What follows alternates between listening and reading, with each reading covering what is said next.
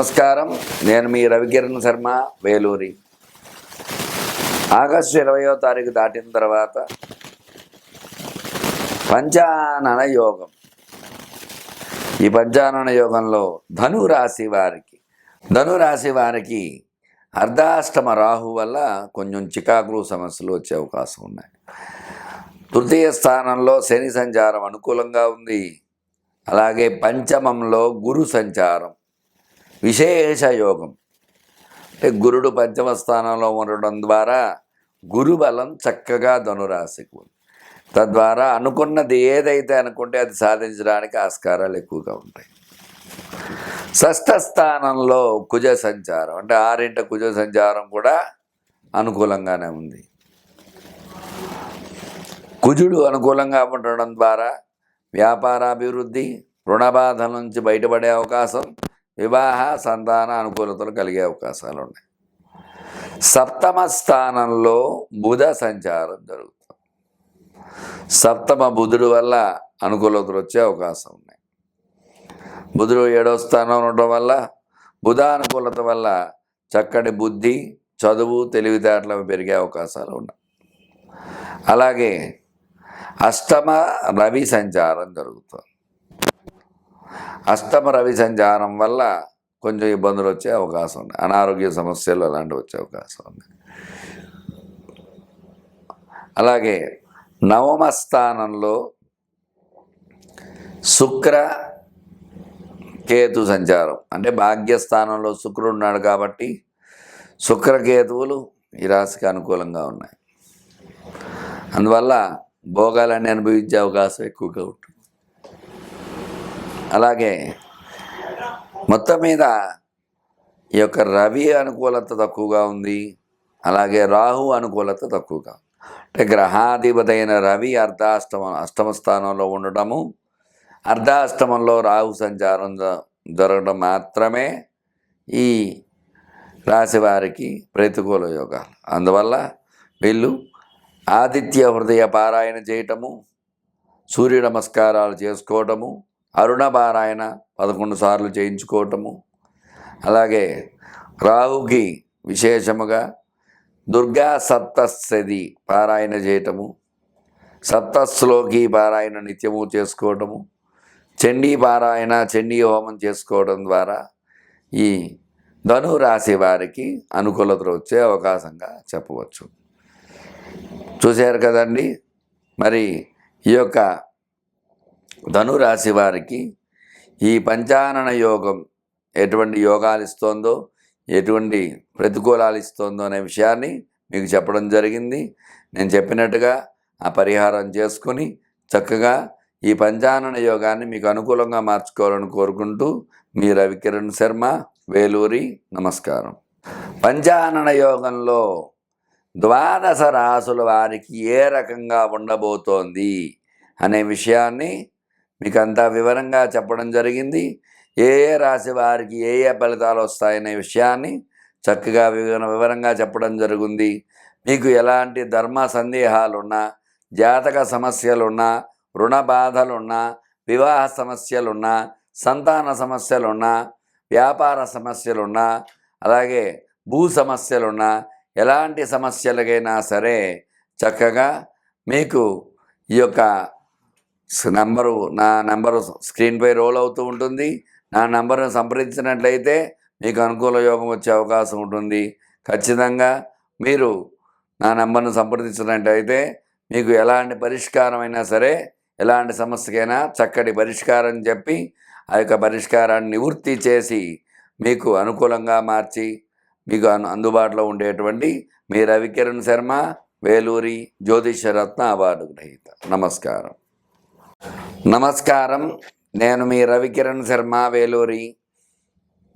పంచానన యోగము ఆగస్టు 20వ తారీఖు ప్రారంభమవుతుంది కాబట్టి వృశ్చిక రాశి వారికి ఏ రకంగా ఉండబోతోంది అనే విషయాన్ని గురించి మీకు చెప్పడం జరుగుతుంది.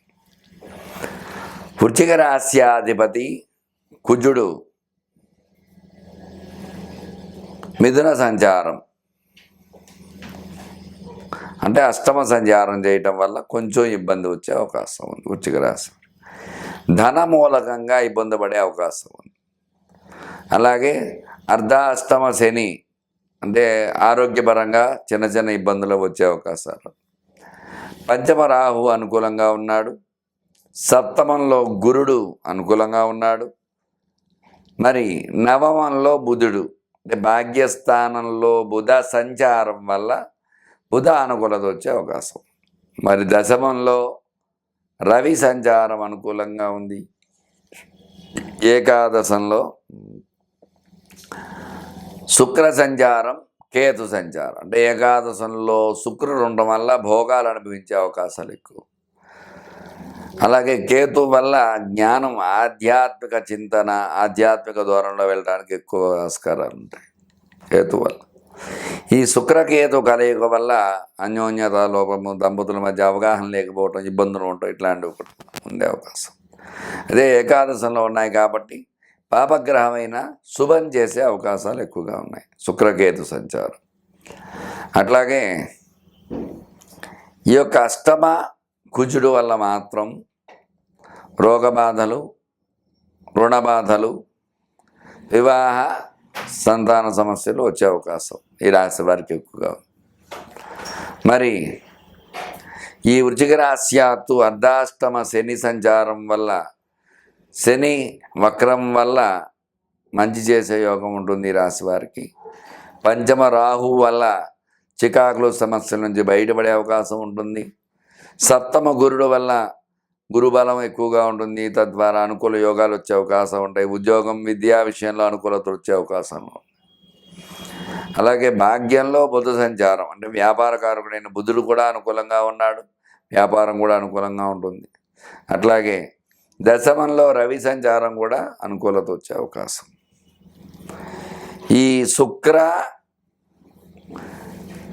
కేతు కలయిక కూడా ఏకాదశ స్థానంలో ఉండడం వల్ల అనుకూలత వచ్చే అవకాశం. మొత్తం మీద చూసుకున్నట్లయితే అష్టమ కుజుడు మాత్రమే ఇబ్బందిగా ఉన్నారు. అలాగే అర్ధాష్టమ శని, ఈ శని కుజులు ఇబ్బందిగా ఈ వృశ్చిక రాశికి ఉన్నారు. కాబట్టి ఈ శనికి కుజుడికి విశేషముగా జపం చేసుకుని జప తర్పణ హోమదానాదులు చేయడం ద్వారా చక్కటి అనుకూలతలు వచ్చే అవకాశాలు ఉన్నాయి. అలాగే ఈ రాశ్యాధిపతి కాబట్టి, వృశ్చిక రాశ్యాధిపతి కుజుడు కాబట్టి, అష్టమ కుజుడు దోషకారకుడు కాబట్టి కుజుడికి కొంచెం విశేషంగా మంగళవారం నాడు నియమాలు చేయటము, కుజుడికి విశేషముగా సర్పశాంతి పూజలు చేయటము ద్వారా అనుకూల యోగాలు వచ్చే అవకాశాలు ఉన్నాయి.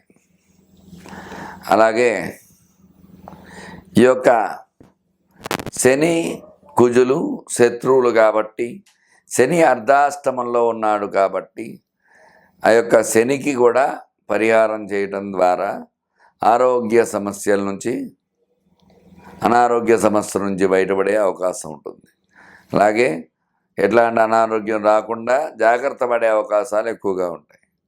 ఈ పంచగ్రహ కూటమి ఈ వృశ్చిక రాశికి చాలా వరకు అనుకూల యోగంగానే ఉంది. ఎందువల్ల అంటే ఈ 7 గ్రహాలలో పంచగ్రహ కూటమిలో విశేషముగా ఒక గ్రహం మాత్రమే ఇబ్బందిగా ఉంది. మిగతా గ్రహాలన్నీ అనుకూలంగా ఉన్నాయి. ఈ అనుకూలంగా ఉండడం ద్వారా ఈ రాశి వారికి అనుకూలతలు వచ్చే అవకాశం. పంచగ్రహ కూటమిలో అష్టమ కుజుడు, అలాగే జాతకరీత్యా ఈ రాశ్యాత్తు అర్ధాష్టమ శని దోషమే కాబట్టి వీటి పరిహారం చేసుకున్నట్లయితే మీకు అనుకూల యోగాలు వస్తాయి. కాబట్టి వాటి పరిహారం చేసుకుని అనుకూలంగా మార్చుకోవాలని కోరుకుంటూ మీ రవికిరణ్ శర్మ, వేలూరి జ్యోతిషరత్న అవార్డు గ్రహీత. నమస్కారం.